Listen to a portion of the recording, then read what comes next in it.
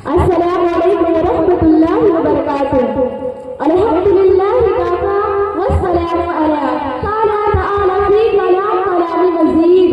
अऊज़ु बिल्लाहि मिनश शैतानिर रजीम। बिस्मिल्लाहिर रहमानिर रहीम। व इज़ल मऊदत सुइलत बिअय्यि ज़ंबिन क़ुतिलत व इज़ल सुऊर नुसिरत तर्जमा। और जब उस बच्चे से पूछे जाएंगे जो जिंदा दफना दी गई है कि किस अमाल के सब बदल के कर दी गई, और जब अमाल के दफन खोले जाएंगे मुहर्रम बुजुर्गों और पर्दा नसीब मेरी माँ और बहनों, जमाने जहिलियत के अंदर लोग बच्चों की पैदाइश में अफसोस किया करते थे और बच्चों को जिंदा जमीन के अंदर दफना दिया करते थे। कुर्बान जाओ उस नबी पर जिन्होंने इस पूरे रस्म को खत्म कर दिया। और जब मेरे आका के मदनी आए और जब मेरे आका के मदनी तशरीफ लाए और नबूवत मिले तो अल्लाह ताला ने ऐलान कर दिया और फरमाए व इज़ल मऊदत सुइलत बिअय्यि ज़ंबिन क़ुतिलत व इज़ल सुऊर नुसिरत। इस शायर में क्या पूछ रहा है कि आए जब मेरे आका कह रहे थे ये माँ है, कि आए जब मेरे आका कह रहे थे ये माँ है कि अब दफन नहीं होगी बेटियां मदीने की। सामने कभी कभी वो बेटियां कर जाती है कि वो बेटा नहीं कर पाते। जब किसी का बाप इंतकाल हो जाए तो कभी बेटे बाप को कब्र में उतारता गुस्ल देने के लिए तैयार नहीं। इनसे क्या उम्मीद रख सकते हो जो तुम्हें तुम्हारी गुस्ल तक भी नहीं दे सकते, जो तुम्हें गुस्ल नहीं दे सकते। अगर जरूरत पड़े तो पूछ देगी। वो एक बाप था जो बड़ी दौलत से नवाजा था। अल्लाह ने उसको बड़ी एक बेटी दी थी, लेकिन उसको बड़ा बोझ लग रहा था। जल्दी जल्दी बेटी की शादी कर उसका किस्सा ही खत्म कर दिया। मगर 10 साल गुजर गए, कभी बेटी के ससुराल नहीं गए। ये समाज है हमारा, जरा सी भी बेटी से बात बिगड़ जाए तो बेटी से ताल्लुक तोड़ लेते हैं। अब शर्म नहीं आती, कई साल हो जाती है लेकिन सब्जी से मिलता नहीं। दोस्त भी क्यों कहता है कि सब्जी से बनता नहीं, और सब्जी के चक्कर में जिगर को टुकड़ा छोड़ दिया। कौन सा दुनिया बनो ऐसे लोगों के लिए जो अपने बच्चों की खातिर अपनी बेटियों से रिश्ता तोड़ ले, और उठा करते ऐसे बच्चों को जो अपने से दूर रहते हैं, जो 10 साल हो गए लेकिन बेटी के दहलीज पर कदम नहीं रखा। बेटी बेटी होती है, अगर 4 दिन बाप को ना देखे तो तरफ जाती है, 4 दिन बाप नजर न आए तो चुप चुप के रोने लगती है। एक दिन के लिए ससुराल वाले पाबंदी लगा दे कि माँ ये नहीं जाएगी तो उसी वक्त से रोना शुरू कर देते हैं। और अगर एक बार बीवी कह दे कि आज अपने अब्बा के साथ नहीं खाओगे तो 3 बार कहते हैं कबूल है तुमने सही माँ अलग होने के लिए 6 बार कहा। ये फरमादार होती है बीवी का भी हक है, मैं इनकार नहीं करती, उसका भी हक अदा करना, लेकिन जो बाप ने बताए वो हक अदा नहीं हुआ।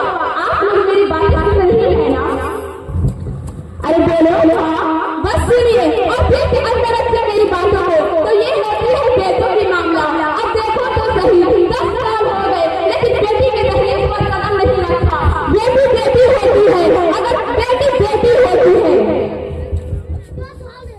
इन्होंने 4 बेटों की शादी की, अलग अलग जायदाद बांटने की बारी आई। 4 बड़ी बड़ी मेल थी, 4 बेटों को एक मेल दे दिया, 4 बेटों के जायदाद नाम कर दिया, लेकिन बेटी को कुछ नहीं दिया और 10 साल से उसके दरवाजे पे नहीं गए।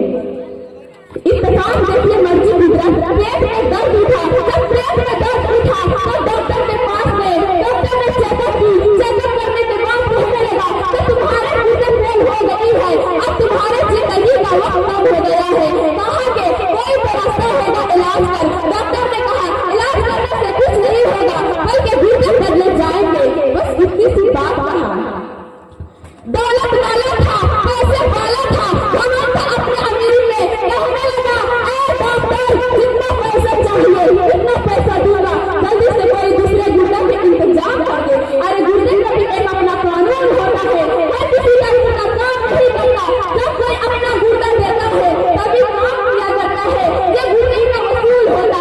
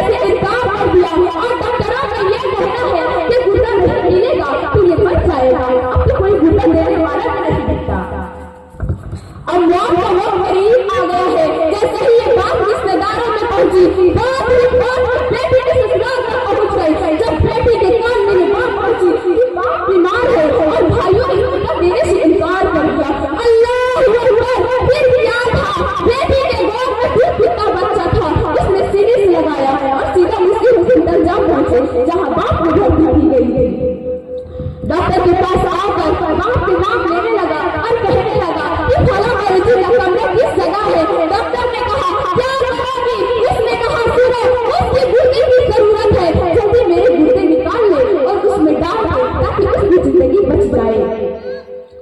डॉक्टर ने कहा अपना नाम तो बता। उसने कहा नाम ना पूछ, कहीं नाम के चक्कर में देर न हो जाए, इसलिए मेरे गुर्दे निकाल ले और उसमें डाल दे। कहा कौन है? कहा कि मैं उसका रिश्तेदार हूँ। अल्लाह अकबर। फिर उसके बाद डॉक्टर ने जल्दी से लड़की की जड़ से ऑपरेशन की, गुर्दे निकाले और बाप के जिस्म में डाल दिया। उसके बाद बच्ची ठीक होकर घर जाने लगी तो डॉक्टर ने कहा बेटी कहाँ की रहने वाली हो? अगर ये मुझसे पूछेगा कि गुर्दा किसने दिया तो मैं किसका नाम बताऊंगा। उसने कहा नाम ना पूछ, अगर हो सके तो कागज कलम दे दे। लड़की ने खत लिखे, लिखने के बाद बंद किया, बंद करने के बाद कहने लगा अरे डॉक्टर इसे अपने पास संभाल कर रख ले, इसे खोल कर मत पढ़ लेना। और कहा सुनो, और जो मरीज पड़ी है जब बाहर निकल कर आए और अगर मेरे बारे में पूछे तो ये खत देना, उसके पूछे मगर ये खत मत देना। ये कहकर उसने खत दी, ये कहकर बेटी चली गई। अल्लाह अकबर। कुछ दिन बाद अमीर दौलत वाले सिपा बाप हुई, इसके रिश्तेदार आए, आके कहने लगे घर चले। उसने कहा घर बाद में जाऊंगी, पहले मुझे उस डॉक्टर के कमरे में ले चलो।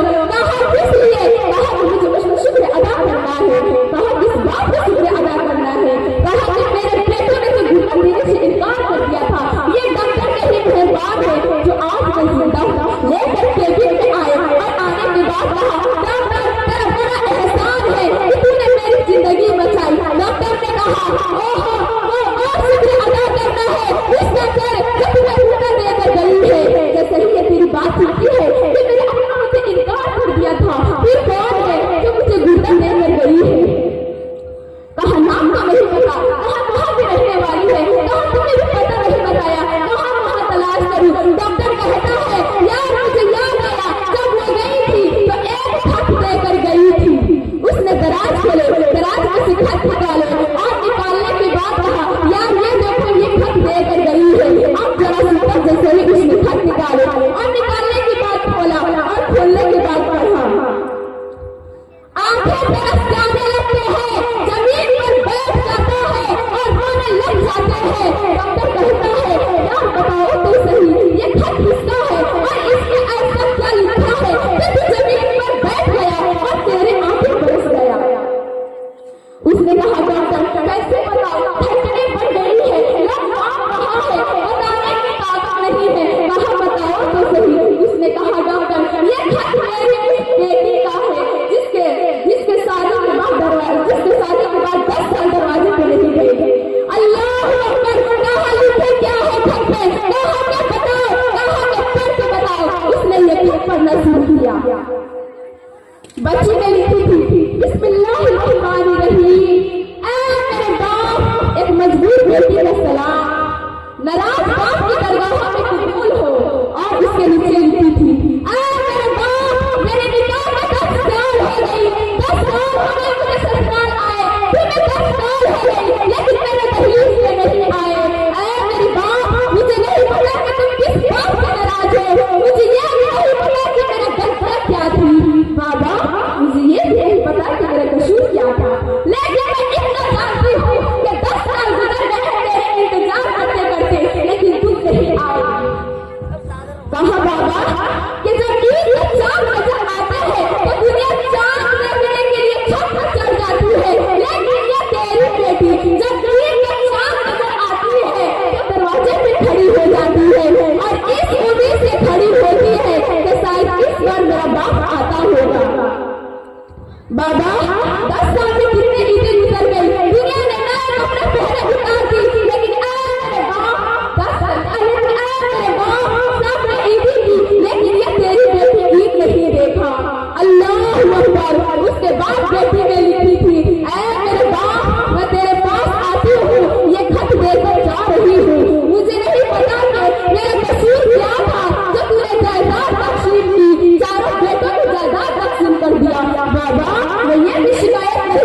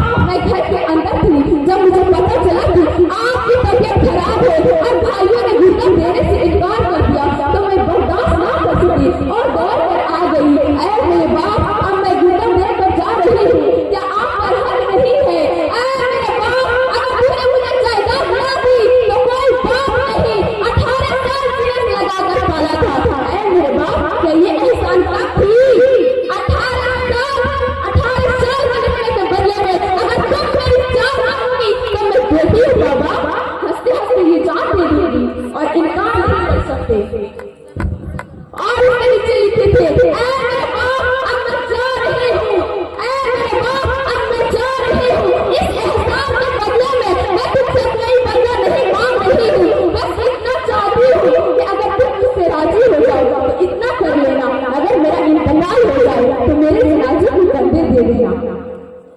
इतना चाहती हूँ कि जब मेरा जनाजा हो और कंधा तेरा हो, जो देखेगा मुझे बदनसीब नहीं कहेगा, बल्कि ये कहेगा मुबारक हो, वो बदनसीब नहीं है, वो देखो खुशनसीब का जनाजा जा रहा है। अल्लाह अकबर। ये होती है बेटियां। कभी कभी वो बेटा नहीं करता, जब बेटियां कर जाती है। अल्लाह तौफीक दे कि बेटी को ख्याल रखना और बेटियों से प्यार करना। मैं कोशिश करूंगी जहाँ जो जैसी बैठी है, किसी न किसी बहन का भाई होगा, किसी माँ का लाल होगा, किसी बाप का बेटा होगा। आज सबसे ज्यादा जो जुल्म होता है इसी को होता है कि जुल्म जो महसूस होना हो और काम कर जाए, वो जानते हैं कौन सा जुल्म है, और बेटी पर जुल्म है। बाप के इंतकाल के बाद जब बेटियां बाप के घर आती है तो कोई भाभी मुंह बनाती है और कोई मुंह फेर लेती है। इसीलिए मेरे भाइयों और बहनों, तुम भी तो किसी की बेटी हो। आप अपने शोहर को बाहर से इतना प्यार दीजिए जितना कि आपके घर वाले आपसे करते हैं। बस इसी बात में मैं अपने बातों को खत्म करती हूँ। अल्लाह ताला तमाम उम्मतें मुस्लिमों को अपनी बेटियों का कदर करना और हर तरह के ख्याल रखने के तौफीक अता फरमाए। आप रब्बुल आलमीन हर बेटों को देखा है हमने जायदाद बांटते हुए, कि हर बेटों को देखा है हमने जायदाद बांटते हुए, लेकिन जो बाप की दूध बांट सके वो सिर्फ बेटियां होती है। वमा अलैना इल्लल बलाग। माशाअल्लाह माशाअल्लाह। ये थी सानिया खातून, और अच्छे अच्छे मौलाना इनके सामने थे। सही कहा। इतनी जबरदस्त तकरीर हुई है कि इनकी तकरीर में, सानिया खातून की तकरीर में सूरज की पेशानी, चमकती हुई पेशानी, चांद का हंसता हुआ चेहरा, सितारों की चमक, आब रवा का तसलसल, नगमे बुलबुल और फूलों की रंगीनियां आश्कारा थी। बस एक शेर कहूंगा इस बच्ची के लिए कि चमकता रहे तेरे रोजे का मंजर, चमकता रहे तेरे रोजे का मंजर, सलामत रहे तेरी रोजे की जानी। चमकता रहे तेरे रोजे का मंजर, सलामत रहे तेरी रोजे की जानी। हमें भी अता हो ये शौक़ अबूज़र, हमें भी अता हो ये जज्बे जिलानी।